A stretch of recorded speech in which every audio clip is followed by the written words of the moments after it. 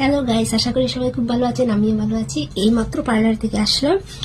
তো 6:15 বাজছে, আর এত ঠান্ডা, বাইরে গলা ধরে গিয়েছে। আসার পর দেখি আমার জন্য একটা সারপ্রাইজ গিফট অপেক্ষা করছে। তো এই যে, কি বলতে পারবো না, আমি এখনো খুলে দেখিনি। এটা বোঝা যাচ্ছে যে এটা জুয়েলারি থেকে এসেছে। তো এটার ভিতরে কি সেটা আমি খুলেও দেখিনি, আর বলতেও পারবো না, কি মাও আমাকে বলেননি। তো আপনারা তো সবাই আমার পরিবারেরই মানুষ, তো আপনাদের সাথে শেয়ার না করলে কি হয়, কখনোই না।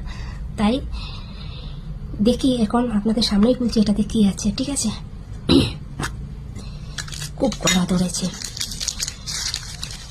এত ঠান্ডা বাইরে। বাহ,